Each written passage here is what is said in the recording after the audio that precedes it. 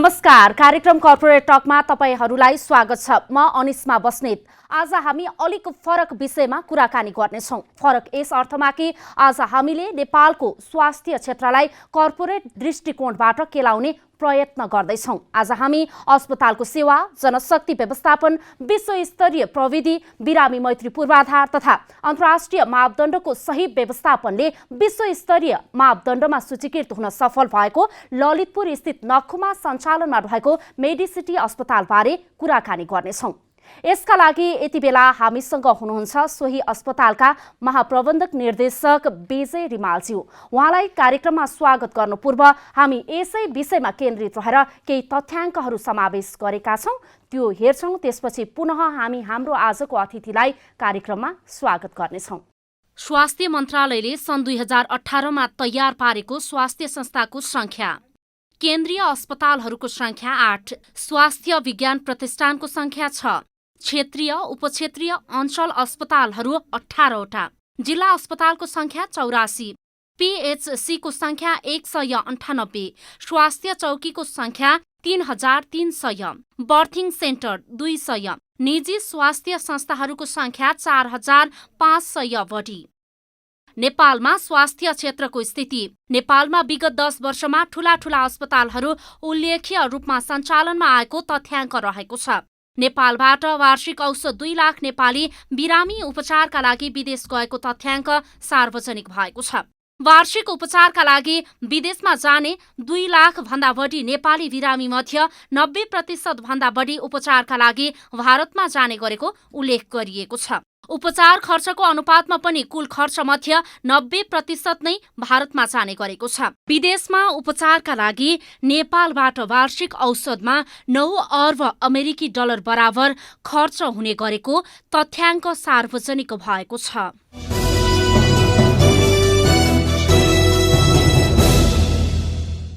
स्वागत छ यहाँलाई कार्यक्रम कर्पोरेट टकमा। धन्यवाद अनिस्माजी। आराम हुनुहुन्छ? आराम छ। हामी आज मेडिसिटी अस्पतालको बारेमा कुरा गरिराख्दाखेरि खासमा उपचारका लागि नेपाली आम जनताले मेडिसिटी अस्पताल नै किन जाने, यहीँबाट सुरु गरौँ। निश्चित रूपमा नेपाल मेडिसिटी अस्पताल अहिले देशमा 750 सयको निजी क्षेत्रको सबभन्दा ठुलो अस्पताल, जसले चाहिँ आम नेपालीहरूलाई उपचारको लागि विदेश जानु पर्दैन र स्वदेशमै उपचार सम्भव बनाउने एउटा अभियानमा लागेका छौँ। र त्यसै अनुसारले हामीसँग उत्कृष्ट प्रविधि, पूर्वाधार र जनशक्तिहरू छन्।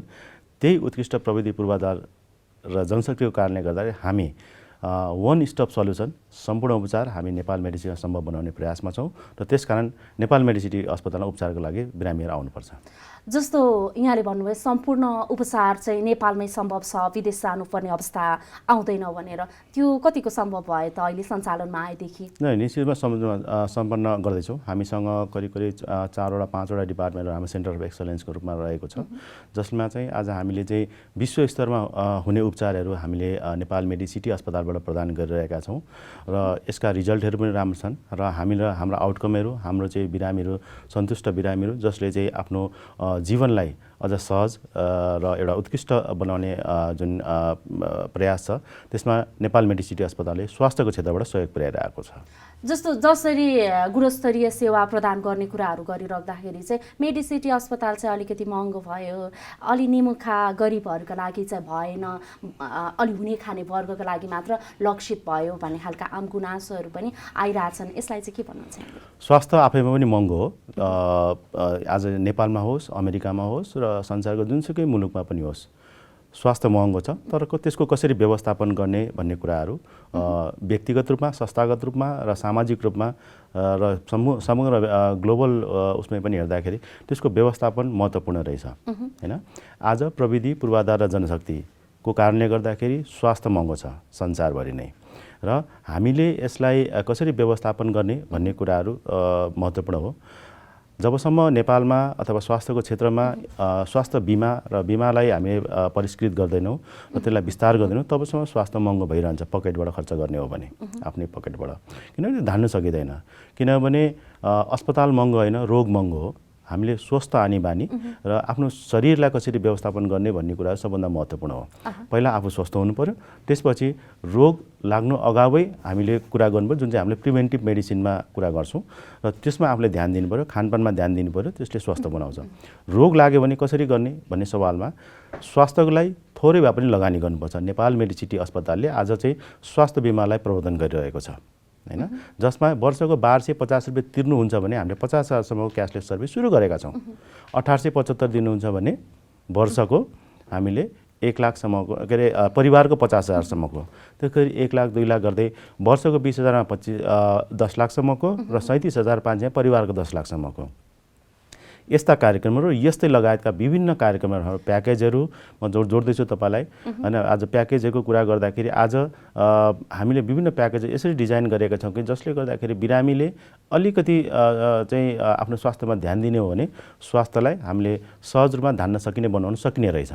यो इन्सुरेन्सको कुरा गरिराख्दा इन्सुरेन्समा चाहिँ कति आम जनताहरू चाहिँ सचेत भएको अथवा यो प्रति चाहिँ आकर्षित भएको पाउनु भयो? धेरै कम, हामीले सोचेभन्दा धेरै कम छ। किनभने मान्छेले 1 रुपियाँ भए पनि किन लगानी गर्ने, म त स्वस्थ छु भन्ने एउटा भावना छ।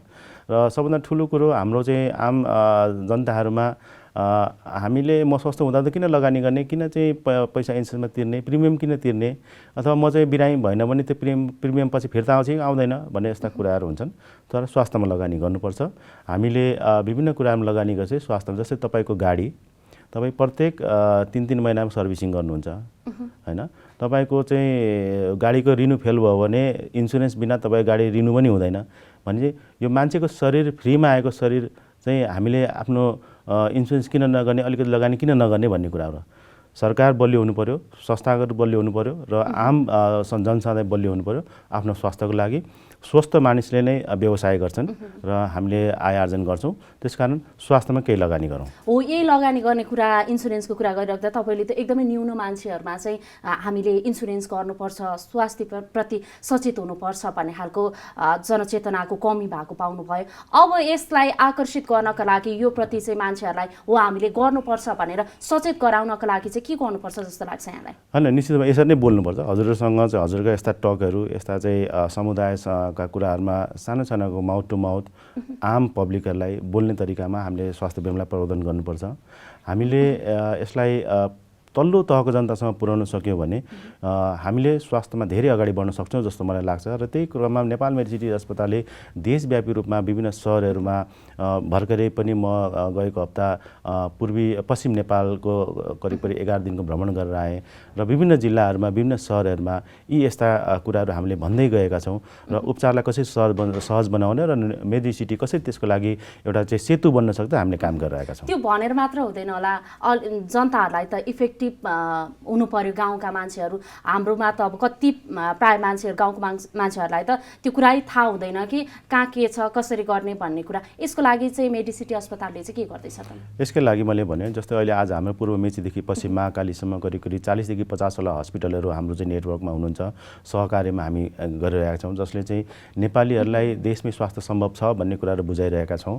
भने अबको हाम्रो स्ट्राटेजी के छ अथवा हाम्रो चाहिँ रणनीति के छ भन्दाखेरि अब सम्पूर्ण बिरामीलाई हामीले चाहिँ विदेश जानु हुँदैन भनिरहेको अवस्थामा चाहिँ हामीले सहरबाट पनि त काठमाडौँ आउनु हुँदैन नि त, यदि सहरमा स्वास्थ्य सेवा उपलब्ध छ भने भन्ने कुरामा हामी जोड दिइरहेका छौँ। आज हामीले चाहिँ हाम्रा सेवाहरू विभिन्न सहरहरूमा विस्तार गर्ने प्रयासमा छौँ र त्यसले गर्दाखेरि हाम्रो उपचारहरू तिनै सम्भव हुन्छन्। जस्तै म यहाँलाई उदाहरण दिउँ, हाम्रो न्युरो सर्जरी सेवा अब धनगढीमा सुरु हुन्छ हैन। आज 24/7 24 घण्टा हाम्रो 365 दिने हाम्रो न्युरो सर्जनहरू चाहिँ धनगढीमा बस्दाखेरि चाहिँ त्यसले आम जनताको स्वास्थ्यमा धेरै ठुलो फरक पार्छ भन्ने मैले महसुस गरेका छु।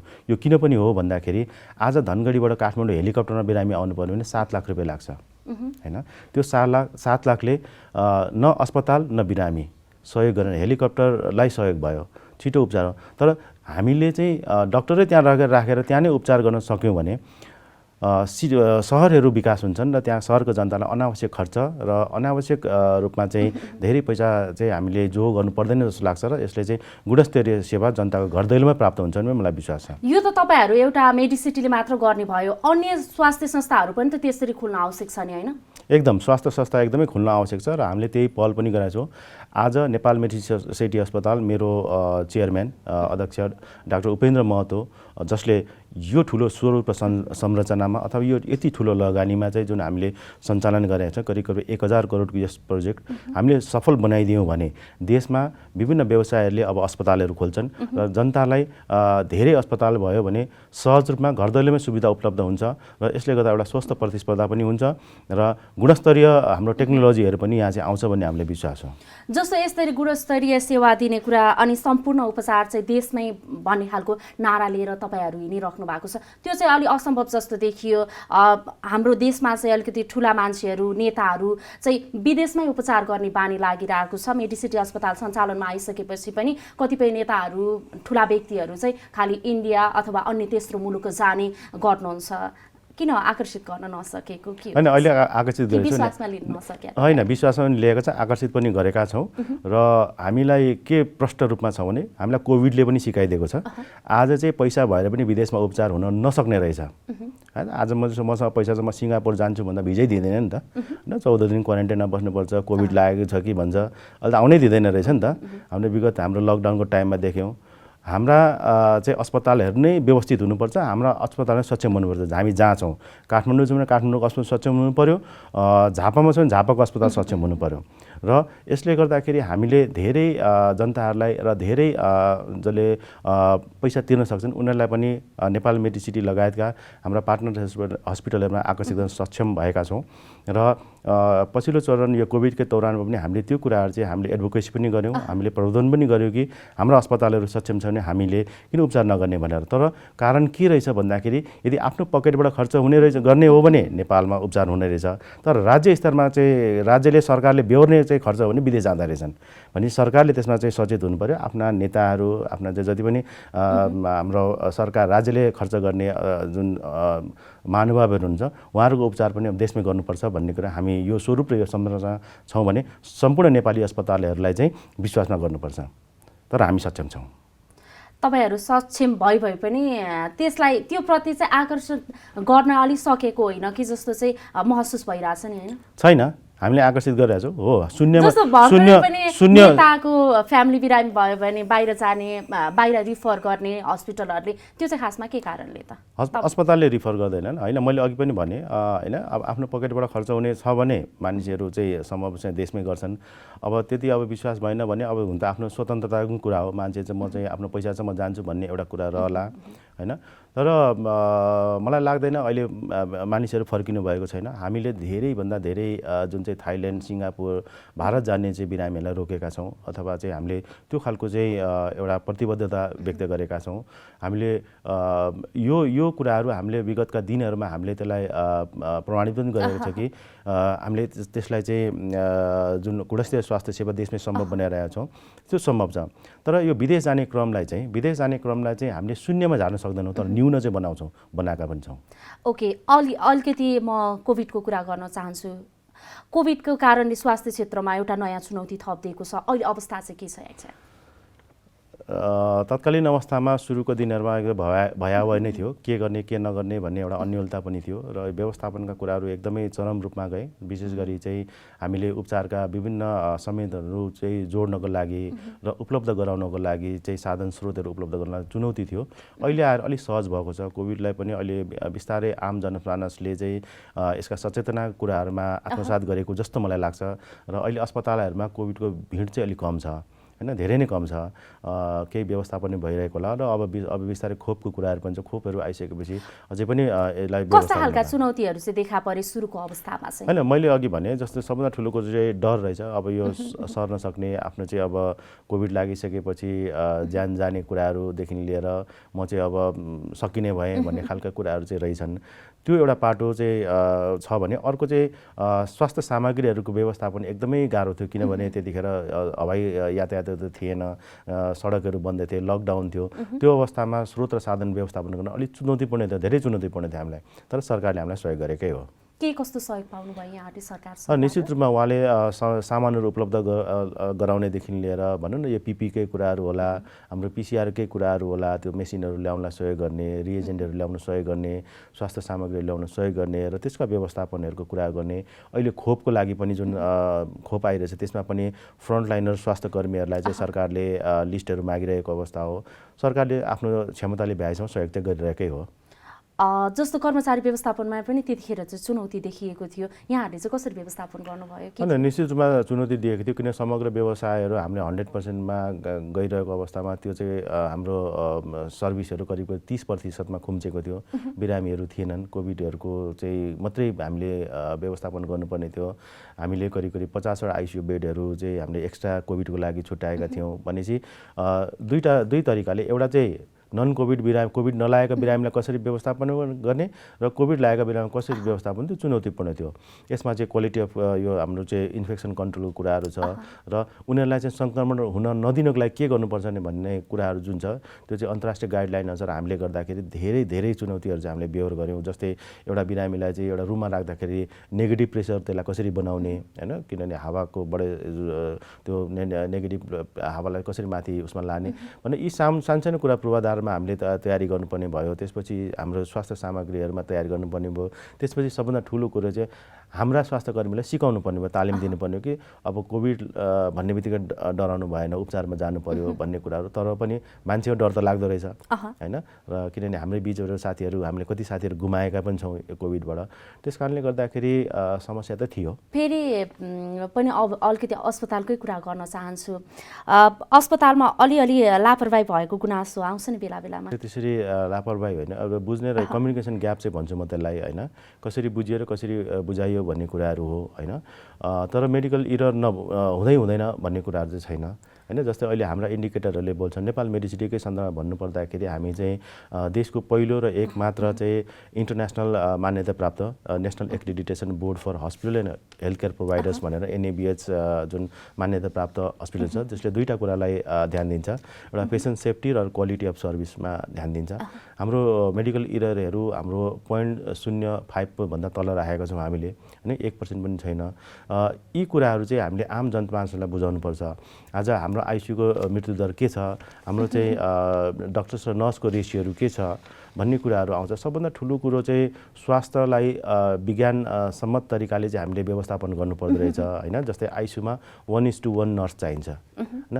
आम धेरै हस्पिटलहरूले चाहिँ 1:1 नर्स नराखेको हुनसक्छ, जसले गर्दाखेरि चाहिँ बिरामीहरूलाई चाहिँ स्वास्थ्यमा समस्या हुन्छ जुन चाहिँ लापरवाहीको नाममा जान सक्छ, होइन। त्यस कारणले गर्दा गाइडलाइनहरू र अन्तर्राष्ट्रिय चाहिँ प्रचलनहरू र मापदण्डहरूलाई चाहिँ हामीले सही रूपमा चाहिँ लागू गर्यौँ र त्यो व्यवस्थापन गर्यो भने त्यस्ता गल्तीहरू कम हुन्छन्। यहाँहरूले सही रूपमा लागू गर्दै पनि कतिपय चाहिँ केही समय अगाडि पनि आएको समाचारहरूको कुरा गर्ने हो भने चाहिँ बिरामीले धेरै चार्ज तिर्नुपर्ने, ट्रिटमेन्ट नै नगरिकन चार्ज तिर्नुपर्ने, यस्ता खालका कुराहरू पनि उठिरहेका छन्। खास के हो? होइन, त्यो चाहिँ आम जनताले चाहिँ सामान्य रूपमा बोल्ने तरिका हो। र सबभन्दा ठुलो कुरो मैले अघि पनि भनेको थिएँ, रोग चाहिँ महँगो हो, होइन। हामी कुन रोग लिएर आएका छौँ र त्यसको उपचारमा के भइरहेछ भन्ने कुराहरू। 2 घन्टा उपचार, 2 घन्टा चाहिँ अस्पताल राख्दाखेरि 2 लाख रुपियाँको बिल आयो, त्यो सतै रूपमा चाहिँ एउटा कमेन्ट आयो क्या। तर उसलाई भएको के थियो भन्ने कुराहरू चाहिँ महत्त्वपूर्ण हो। बिरामी चाहिँ अहिले नै जाला जस्तो भेन्टिलेटरमा जाने, आइसियुमा बस्ने, होइन। आज चाहिँ औषधिहरू महँगो औषधि चलाउनु पर्ने शरीरको लागि, स्वास्थ्यको लागि भनेपछि निश्चित रूपमा त्यसले आउने बित्तिकै ती कुराहरू चाहिँ जोडिन्छन्, होइन। कति बिरामीहरू यस्ता छन् जसका चाहिँ 500मा पनि उपचार भएर गएको छ नि त, होइन। 1000 रुपियाँ पनि उपचार भएर गएको छन्, 5000 पनि उपचार गर्छ। ती समाचारहरू बन्दैनन्, बन्नु पनि हुँदैन, होइन। तर धेरै खर्च भयो भने महँगो हुन्छ भने अब यसमा जस्तो नेपाल मेडिसिटी लगायतका अस्पतालबाट आउने बिरामीहरू एकदमै क्रिटिकल अवस्थामा आइपुग्छन्, होइन। अन्य ठाउँबाट चाहिँ रेफर भएर विभिन्न रोगले सङ्कटमा च्यापिसकेपछि जीवनको अन्तिम अवस्थामा आउँछन्, होइन। र हामी के गर्व गर्छौँ भन्दाखेरि पैसा एकतिर छ, तर हामीले चाहिँ जीवनको अन्तिम होप भन्छौँ नि, हामी विश्वास चाहिँ मेडिसिटी बन्न सफल भएका छौँ। र मान्छेको ज्यान सबभन्दा ठुलो कुरो। आज घरखेत बेचेर पनि भारत गएर उपचार गरिरहेका छन् मान्छे, होइन। नेपालीहरू प्रत्येक वर्ष 2 लाख नेपालीहरू चाहिँ भारत जान्छन्, 26 अर्ब रुपियाँ विदेशी मुद्रामा विदेश जान्छ, होइन। यो अवस्थालाई कसरी रोक्ने भन्ने एउटा कुरा हो भने अर्को चाहिँ आम नेपालीहरूलाई चाहिँ कसरी चाहिँ स्वस्थ जीवन दिने भन्ने कुरा हो। हामीले ज्यान जोगायो भने त्यो करोडभन्दा माथि उहाँले पाउनुभयो नि त, हैन। हामी 1-2 लाखमा अर्जिन्छौँ, तर उसको त जीवन महत्त्वपूर्ण होला नि त। कतिपय मान्छेको लागि त जीवन सँगसँगै अर्को के अरे आर्थिक रूपमा पनि त सबै नेपाली त सबल छैनन्। ती मान्छेको लागि त आर्थिक स्थिति कमजोर भएको मान्छेको लागि त पैसा पनि त महत्त्वपूर्ण हुन्छ नि हैन। अनि सबैले त समान रूपले त पैसा पे गर्न पनि सक्दैनन्। त्यस्ता मानिसहरूका लागि इन्सुरेन्स बाहेक चाहिँ कसरी तपाईहरुले सेवा सुविधा चाहिँ दिनुभएको छ? निश्चित रूपमा कल्याणकारी योजनाहरू छन्, राज्यका कल्याणकारी योजनाहरू हुन्छन्, अस्पतालका कल्याणकारी योजनाहरू हुन्छन्। त्यसलाई बुझ्नु पर्यो अथवा बुझाइदिनु पर्यो। सबै आम जनताले नबुझे पनि हामी जस्तो मान्छेहरूले बुझाउनुपर्छ, तपाईँहरू जस्तो मान्छेले बुझाइदिनुपर्छ। जस्तै आज सरकारका 8वटा कडा रोग जुन चाहिँ सरकारले 1 लाख रुपियाँ दिन्छन्, नेपाल मेडिसिटीमा पनि छ हैन। त्यो सुविधा आज वीर हस्पिटल र चाहिँ टिचिङ हस्पिटलको शुल्कमा हामीले चाहिँ गरिब जनतालाई उपचार गरिरहेका छौँ। सरकारसँग हाम्रो सम्झौता छ हैन, जसलाई विपन्न नागरिक उपचार कोष भन्छौँ। त्यो नेपाल मेडिसिटी अस्पतालमा उपलब्ध छ। त्यसै गरी भारत सरकारले जुन आफ्नो एक्स सर्भिसम्यानहरूलाई दिने ECHS प्रोग्राम छ, नेपाल मेडिसिटीमा लागू छ हैन। जति पनि पेन्सनरहरू भूतपूर्व जुन भारतीय सैनिकहरू नेपाल मेडिसिटीमा यो सुविधा उपलब्ध छ। शुल्क एकदम न्यून छ त्यसमा, जस्तो जुन भारत सरकारले चाहिँ हामीलाई तिर्छन्। त्यसै गरी ब्रिटिस आर्मीहरूले हामीसँग सम्झौता गरेका छन्। ब्रिटिस आर्मीहरूको हामीले सुविधा गरेका छौँ। आम नेपाली जनता जो तिर्न सक्दैनन् 10% बेड सरकारसँग नै हामीले निःशुल्क राख्ने बेडहरू हामीले उपलब्ध गराएका छौँ। त्योदेखि बाहेक हामीले सरकारले नै जुन यो सहकार्यमा जस्तै भनौँ न विभिन्न कल्याणकारी योजनाहरू हामीले कसरी अगाडि बढाउने, कसरी उनीहरूलाई सहज बनाउने ती कार्यक्रमहरू लागू गरेका छौँ। आम जनताहरूलाई चाहिँ अब सरकारले पनि सूचित गरेर हामी पनि सूचित गरिरहेका छौँ। र स्वास्थ्य कसरी व्यवस्थापन गर्ने भन्ने कुरा हो। अब फेरि पब्लिकमै आएको एउटा गुनासो यहाँलाई जोड्न चाहेँ। अस्पतालमा पुगेका बिरामीहरूलाई चाहिँ चाहिएको औषधि चाहिँ बिरामी कुरुवाले किन्न नपाउने त्यस्ता खालका गुनासोहरू पनि आइरहेको छन्। अन्य अस्पतालहरूमा चाहिँ आफूलाई बिरामीलाई जे औषधि चाहिएको त्यो चाहिँ बिरामी कुरुवाले गएर किनेर लिएर आउनुपर्ने त्यस्तो छ। अनि त्यहाँ चाहिँ बिरामी कुरुवालाई पनि किन्न नदिने भन्ने खालका गुनासोहरू पनि यो चाहिँ मैले पहिलोपल्ट सुने यो गुनासो भने। यो गुनासो भन्दा पनि हामीले दिएको सुविधा हो यो। र सुविधा भन्दा पनि हामीले चाहिँ स्वास्थ्यलाई कसरी चाहिँ व्यवस्थापन गर्ने भन्ने कुराहरू। आज आम हस्पिटलहरूमा हामीले हेर्दाखेरि बिरामीहरूले जुन औषधिहरू खाइरहेका छन्, लिइरहेका छन्, त्यसको पनि एउटा विज्ञान छ त्यसमा पनि हैन। त्यसलाई एउटा टेम्परेचर मेन्टेन गरेर राख्नुपर्ने हुन्छ। उनीहरूले त्यो औषधिहरू कुनैमा -20 डिग्री, 8 डिग्री, 4 डिग्रीका फ्रिजरमा राख्नुपर्ने होला, कति नर्मल टेम्परेचरमा राख्नुपर्ने होला। कति भ्याक्सिनहरूलाई चाहिँ जस्तो अहिले पनि सुन्छ कोभिडको पनि -80 डिग्रीमा राख्ने भ्याक्सिनहरू पनि छन्।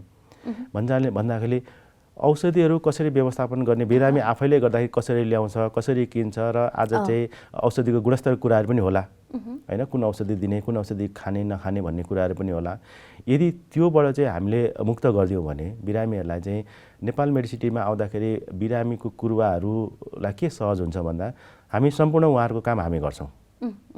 उहाँले बसेर बिरामीलाई हेर्ने, अझै हामी त्यो के पनि भन्छौँ कुरुवा रहित अस्पताल बनाउने अभियानमा छौँ कि तपाईँको बिरामी, किनभने एउटा मान्छेको क्वालिटी टाइम चाहिँ हामीले सेभ गर्नु पर्यो, जोगाइदिनु पर्यो। हाम्रो काम हो बिरामीको उपचार गर्ने, स्वस्थ बनाएर पठाउने हैन। आज ती कुराहरू हामीले बिस्तारै व्यवस्थापन गर्दैछौँ र आम जनतालाई सूचित पनि गरिरहेका छौँ।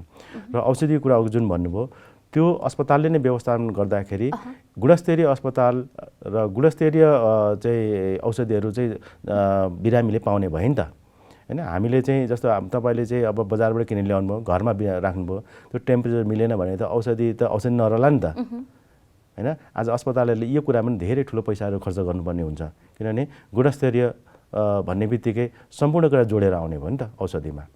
यसलाई गुनासो भन्दा पनि म चाहिँ यो चाहिँ हामीले बिरामीलाई छिटोभन्दा छिटो निको बनाउने एउटा अभियान हो कि हामीले लिएको जस्तो लाग्छ। ओके, त्यो बुझाउन नसकेको होला हैन। हजुर। जस्तो यति बेला स्वास्थ्यकै कुरा गरिराख्दाखेरि चाहिँ निजी अस्पतालहरूबाट सरकार अनि सरकारले सञ्चालन गरिरहेको अस्पतालहरूले चाहिँ सिक्नुपर्ने कुरा चाहिँ के हो? व्यवस्थापन, अस्पताल व्यवस्थापनको कुराहरू चाहिँ हामी सिक्नुपर्छ। किनभने आज प्रविधि, पूर्वाधार, जनशक्ति किनेर पाइने रहेछ नि त हैन। तर यी तीनटाको व्यवस्थापन सबभन्दा महत्त्वपूर्ण कुरा हो। नेपालमा आम अस्पतालहरू चुकेको पनि यसमै पनि हो र यसले गर्दाखेरि धेरै अस्पतालहरू पूर्वाधार हुँदाहुँदै पनि ती कुराहरू सम्भव हुँदैन। जस्तै कुनै अस्पताल राम्रो बिल्डिङ छ तर डाक्टर छैन भने चलेन। कुनै डक्टर एकदमै राम्रो हुनुहुन्छ तर उहाँले चाहिँ त्यो अनुसारको प्रविधिहरू त्यो अनुसारको इक्विपमेन्टहरू त्यो इन्स्ट्रुमेन्टहरू जोड्नु सक्नु भएन भने त्यो पनि काम लागेन हैन। यी सम्पूर्ण तिनै चिजहरूलाई चाहिँ व्यवस्थापन चाहिँ राम्रो गर्यो भने सही समयमा सही उपचारहरू बिरामीले पाउँछन्। अब एउटा मेडिसिटी बाहेक अरू संस्थाहरूमा जसरी बिरामीहरूले विश्वास गर्नुपर्ने त्यो विश्वास चाहिँ किन गर्न सकिरहेको छैनन्? होइन, गरिरहेछ। आज देशमा चाहिँ आज तपाईँ काठमाडौँ बाहिर जस्तो यो कोभिडभन्दा अगाडि हामी 1 वर्ष बाहिर गएर आइन्छौँ यो कोभिडको दौरानमा ह्यान्डल गर्नु हुँदैन भनेर। तर आज सहरमा स्वास्थ्य विकास भइरहेछ, सहरमा अस्पतालहरू बनिरहेछन् र उत्कृष्ट पूर्वाधार सहितका अस्पतालहरू बनिरहेछन्। विश्वास निश्चित रूपमा आर्जन गरेको छ हैन। र हामीले देख्दाखेरि अलिक गहन रूपमा अध्ययन गऱ्यौँ भने त्यो हामीले महसुस गर्छौँ। अलि फेरि यसरी हेर्दा पनि सहर मात्र केन्द्रित भयो नि हैन, विशेष गरी अस्पतालहरू चाहिँ। त्यसकारण त हामी गाउँमा छिर्दैछौँ नि। हामी प्रत्येक सहरदेखि भित्र अझै नयाँ बनिरहेका सहरहरूमा हामी अस्पतालहरू छिरिरहेका छौँ। आज तपाईँहरूले चाहिँ बिस्तारै डक्टरहरू पनि त काठमाडौँ बाहिर जान थालेका छन् नि हैन। आज सहरहरू त्यसरी विकास भइरहेछ। नेपालको सहर यहाँले हेर्नुभयो भने हैन, विशेष गरी अहिलेका पहिलाका यो महानगरपालिका त्यसपछि सहरहरू र अझै सहर बन्ने क्रमका सहरहरू त्यहाँ चाहिँ उपचारहरू बिस्तारै लगानीहरू बढ्न थालेका छन्, अस्पतालहरू खुल्न थालेका छन् र हामी जस्तै अस्पतालहरूसँग सहकार्यहरू गर्न थालेका छन्। विशेष चुनौती चाहिँ के रहेछ त?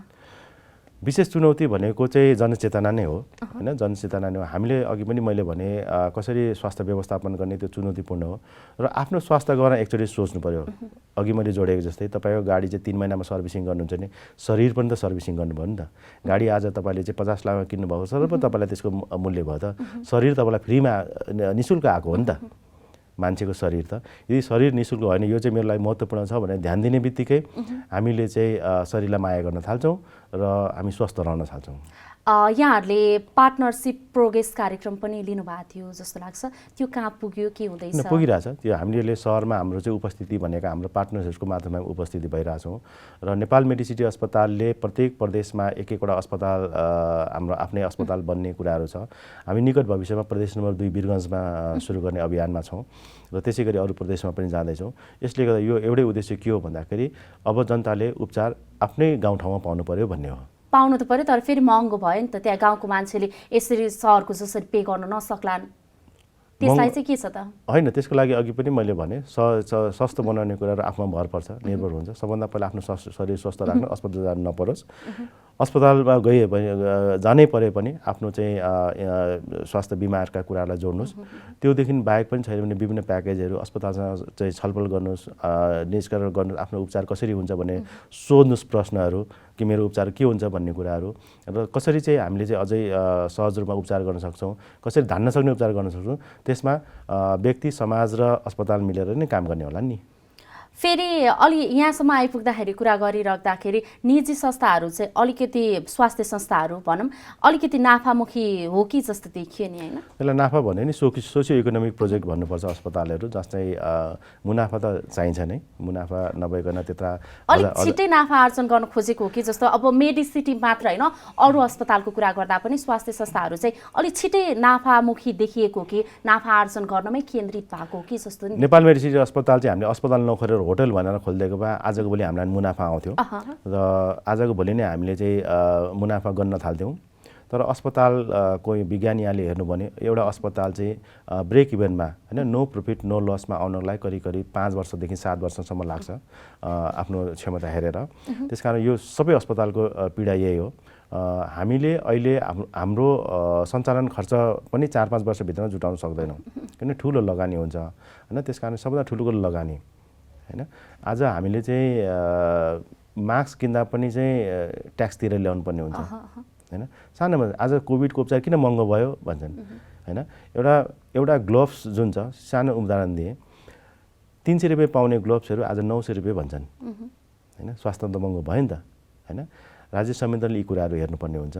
स्वास्थ्यलाई सहज बनाउने सब्सिडीको कार्यक्रम ल्याउने हो भने आम जनताले सहज रूपमा सहुलियत दरमा उपचार पाउँछन्। अन्य स्वास्थ्य संस्थाहरू जसले सञ्चालन गर्दै हुनुहुन्छ उहाँहरू चाहिँ छिटै नाफामुखी हुनुमा चाहिँ खास कारण चाहिँ के हो? उहाँहरूलाई कुन चाहिँ फ्याक्टरले चाहिँ बढी आकर्षित गरे हो जस्तो? अस्पतालमा लगानी गर्ने मानिसहरूले अथवा चाहिँ हाम्रा चाहिँ इन्भेस्टरहरूले चाहिँ मुनाफा मात्रै हेरेर चाहिँ अस्पतालमा लगानी गर्नुहुन्न हैन।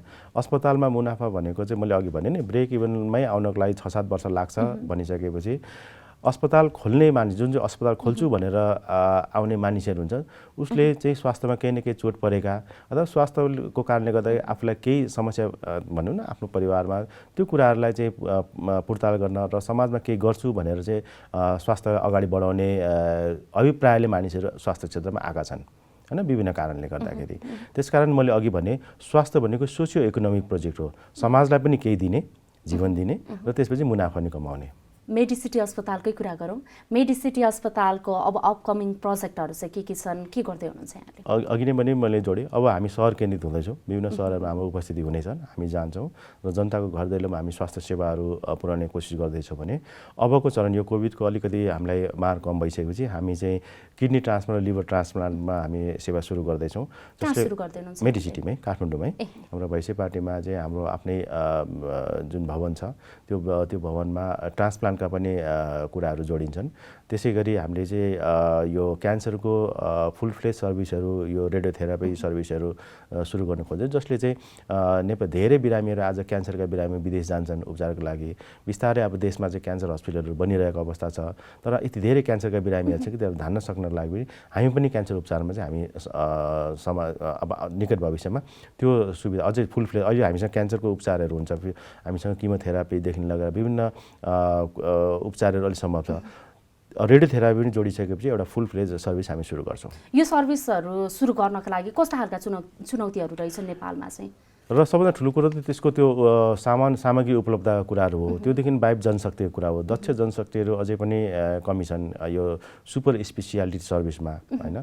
र त्यो खालको जनशक्तिहरू जस्तो नेपाली जो विदेशमा काम गरिरहनु भएको छ यतिखेर उहाँलाई पनि हामीले देश फर्काउने अभियानमा छौँ कि अब देशमै पनि चाहिँ हामीले स्वास्थ्य सम्भव बनाइरहेको अवस्थामा चाहिँ अब देश फर्किनुपर्छ भन्ने खालको सन्देश पनि दिइरहेका छौँ। यो अभियान त्यति सहज होला र? हुन्छ, निश्चित रूपमा हुन्छ। देशलाई सबै नेपालीहरू देशलाई माया गर्छन् नि।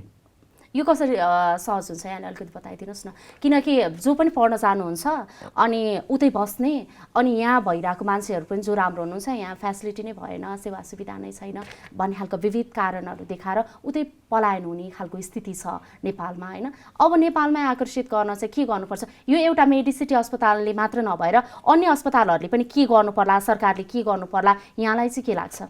अनि यसमा चाहिँ अब हामीले सहुलियत र सुविधाको कुरा हो। हामी अमेरिकाको न्युयोर्क त काठमाडौँ ल्याउन सक्दैन होला हैन, तर त्यस्ता सेवा सुविधाहरू हामी यहीँ पनि दिन सक्ने अब बिस्तारै सक्षम हुँदै गएका छौँ।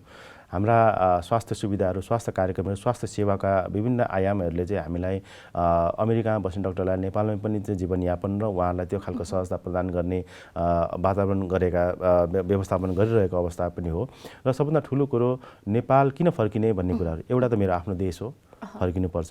अर्को प्रकृतिको यो सुन्दर देशमा नफर्किने सायदै कम होला। अहिले चाहिँ तपाईँहरूको प्रमुख प्राथमिकता चाहिँ के त? अहिले प्रमुख प्राथमिकता भनेको चाहिँ सहज रूपमा चाहिँ बिरामीहरूलाई कसरी उपचार गराउने र नेपाल मेडिसिटीलाई अस्पताललाई कसरी धान्न सक्ने बनाउने, यही हाम्रो प्रमुख प्राथमिकता हो। मेडिसिटीमा महाप्रबन्धक निर्देशकको रूपमा प्रवेश गर्नु अघि चाहिँ यहाँको थोरै व्यक्तिगत कुरामा जान्छु म, अघि चाहिँ के गर्दै हुनुहुन्थ्यो? होइन, म विगत 24 वर्षदेखि स्वास्थ्य क्षेत्रमै छु। आजभन्दा करिब 8-10 वर्ष अगाडि म धरानको बिपी कोइराला स्वास्थ्य विज्ञान प्रतिष्ठानमा कार्यरत थिएँ। करिब 14 वर्ष त्यहाँ काम गरेँ। त्यसपछि म 2011मा डाक्टर उपेन्द्र महतोको हस्पिटल प्रोजेक्ट जोइन गरिसकेपछि फुलकुमारी महतो मेमोरियल हस्पिटल भनेर गाउँमा एउटा सिराहामा एउटा च्यारिटी हस्पिटल बनाएँ हामीले हाम्रो टिमले समूहले। त्यसपछि ग्रान्डे इन्टरनेसनल हस्पिटलमा पनि चाहिँ केही समय हामीले काम गर्ने अवसर पायो डाक्टर उपेन्द्र महतोको तर्फबाट र अहिले नेपाल मेडिसिटी अस्पतालमै छु र समग्रमा मेरो जीवन चाहिँ स्वास्थ्य सेवा र स्वास्थ्यमै समर्पित हुन्छन् होला।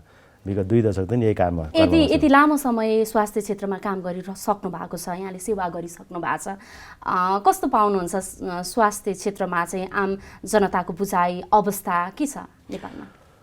अहिले आएर चाहिँ केही सचेतनाहरू बढेकै अवस्था हो। आज हामीले चाहिँ प्रिभेन्टिभ हेल्थ भन्छौँ, जुन हाम्रो चाहिँ रोग लाग्नुभन्दा अगाडि नै चाहिँ आफ्नो शरीरको स्वास्थ्य जाँच्नुपर्छ भन्ने कुराहरू, त्यसमा चेतनाहरू आइरहेको छ।